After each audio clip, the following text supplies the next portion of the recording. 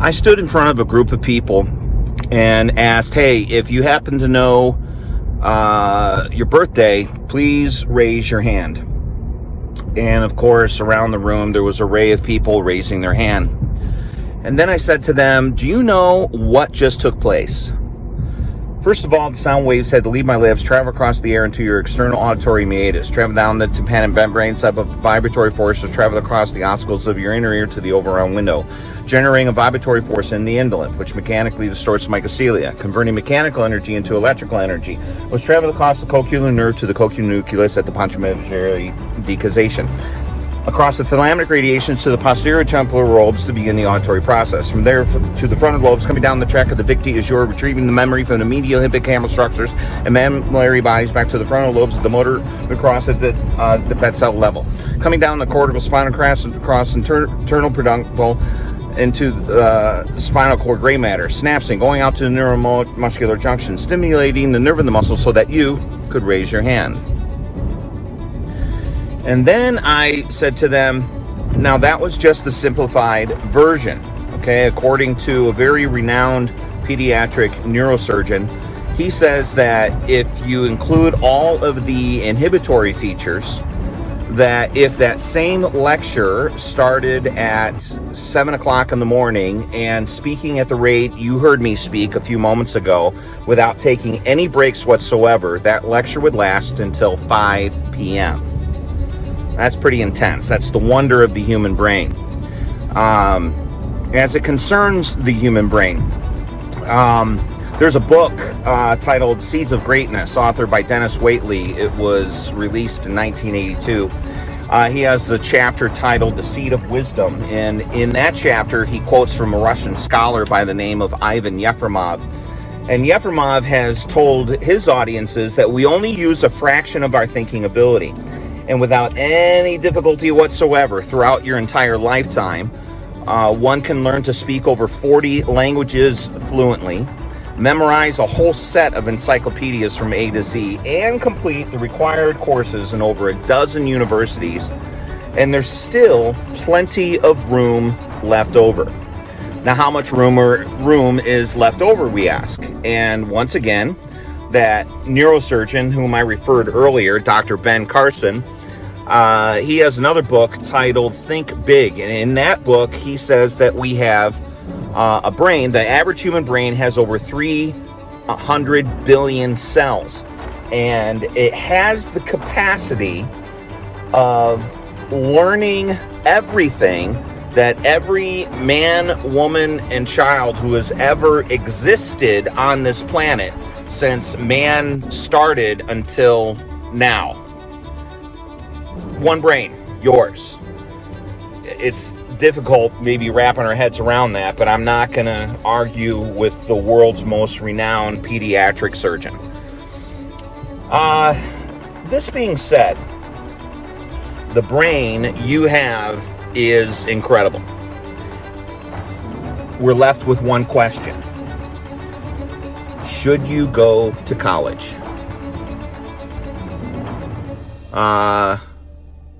That depends. College is not for everyone, and if you do not go to college, you don't have a college degree, you're not necessarily a loser, and doesn't mean you're not going to do well in life. College would actually be useful, I can see, if you actually require the credentials earned in a degree to do certain things. And one classic example would be the healthcare industry. If you desire to be a physician, then yes, it's going to require you going to college, procure that undergrad degree before going to med school, and then you go to med school and get that college, that medical degree at med school. I get it. There's some things that actually require college work. But again, it is not for everyone. Please hear this carefully. Really, carefully listen to this one. If you are considering going to college, listen now, so that you might discover what it is you want to do in life, don't go to college for that. Don't go to college for that. That's just dumb. I love you as I say that, but it's dumb. You're gonna fill out a FAFSA form and you're gonna borrow a whole bunch of money to go to college to find out what it is you wanna do in life. And then once you discover it, for sake of discussion, hey, I know what I wanna do in life, and maybe whatever that is you wanna do does not require a college degree. Well, now you're in the hole several thousands of dollars or tens of thousands of dollars in debt to find out what it is you want. And quite frankly, I say this in all kindness, that's just not wise. I think you can unearth and discern what it is you might want to do without having to go to college.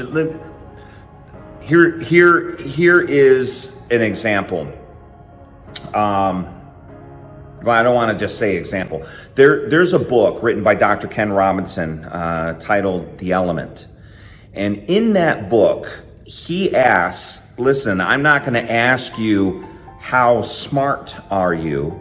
Instead, I am going to ask, how are you smart? The school systems, especially in America, are very limited in the areas of intelligence that they measure. A high school, for example, might test about 7 to 10, if maybe 7 to 10 areas of intelligence, when really there's in excess of 15, 17 or more areas of intelligence. So, and I encourage you to read the book, by the way. That might be actually instrumental in you discerning what it is, quote, you want to do with your life. And with that book, you're out under 20 bucks, not 20 grand. So again, don't go to college to, quote, find out what it is you want to do in life. Among the many books written by John Grisham is one titled The Rooster Bar. And in that book, it really hones in on 3 major protagonists who are students at a law school. I'm not doing it justice, but here is some of the nuts and bolts of the book. In that book, it is discovered that there is a multi-billionaire that happens to own or have a big stake or a piece of a law school. And the law school promotes, come here, get your law degree, and become a lawyer. And once you become a lawyer, you can earn big bucks. You can earn a lot of money. And they couch it in a manner of confessing, yes, going to law school will put you hundreds of thousands of dollars in debt in student loans. But when you become a lawyer and become very successful, well, it's going to be very easy to pay off those student loans. And what the book further discloses is that there are many students who went through this particular law school, and a large portion of them could not pass the bar exam. And some of them maybe got into a firm, but they got into a firm as maybe an apprenticeship or an internship, just a non-paid position for X number of years, and hi-ho, the government's coming to collect on the student loans. So just consider this. That law school was an example, and I hate to say it, but it very well could be possible that the educational system, in some way, I gotta be careful, in some areas, it could be a scam. If you can think about it, a school doesn't care how you pay its debt, whether daddy has big pockets or you go to the government and secure a loan, a student loan, pay the college. Either way, the school gets its money and really doesn't care about you. Be very careful about that. So I'm calling this segment Avoid the Scam for the reasons that you've just heard. I have a word about learning. Good Will Hunting is a great book, great movie. Ben Affleck and Matt Damon during their younger years. And it centers around a blue-collar worker played by Matt Damon, who happens to be Will Hunting, whose mental acuity is just off the charts. And there's a scene, terrific scene, where he's in a bar and he happens to go verbally toe-to-toe with a third-year graduate student at Harvard University. And this Harvard graduate student happens to be on an intellectual soapbox saying A, B, and C, and Will Hunting comes out of the corner and says, listen now, you're quoting from author so-and-so in his book such and such, and what you just said a moment ago is from page 93. And then this graduate student says something else, and Will Hunting replies with, oh, this you got from Vickus in his book such and so, page 93 or 72. He's just calling him out on his plagiarism, and Will Hunting says to him, listen, there's two things I want you to learn here in our discussion. Number one, don't do that concerning the plagiarism. He said the second lesson here is you're throwing away hundreds of thousands of dollars in an education that you could have procured the same education for $3.95 in overdue book fees at the local library. So that was just a terrific scene. The area of books.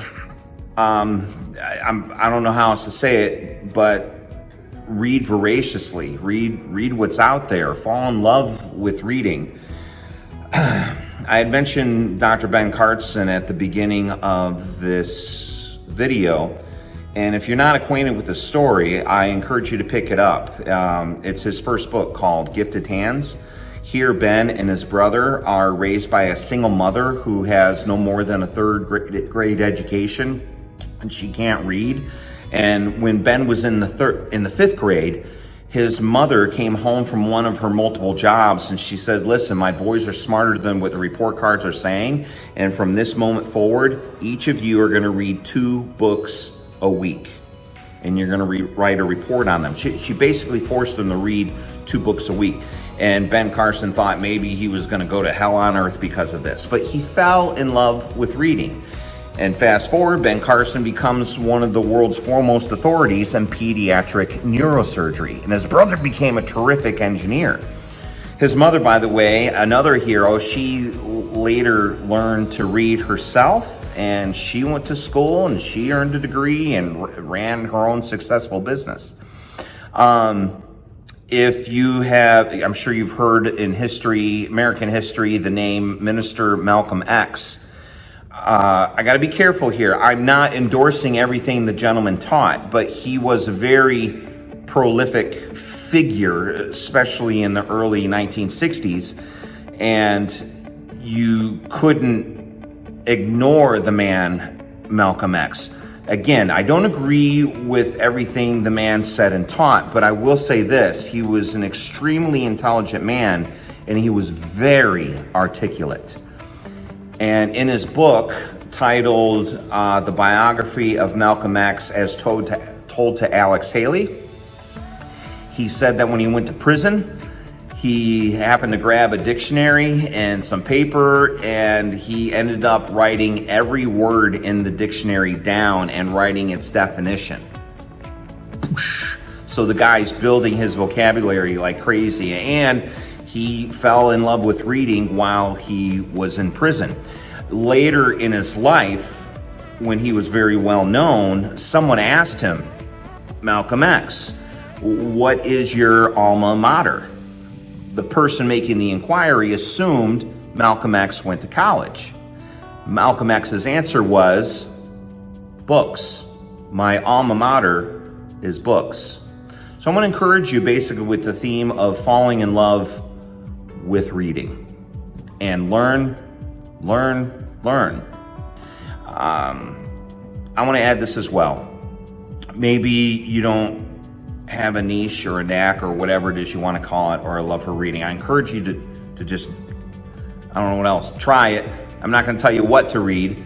Just go into a big, huge bookstore and get lost. And you'll probably be drawn to whatever it is that might interest you. But you can also learn by hanging out with those who are very good at what they do, and you might be interested in what they do. So I'm talking about an apprenticeship here, or you don't have to call it that, but basically being underneath someone's wing for the sake of learning. All right, this was raw, but I hope I gave you some nuggets to consider as it concerns going to college. But primarily, I hope I've given you some chestnuts as it concerns learning and falling in love with it.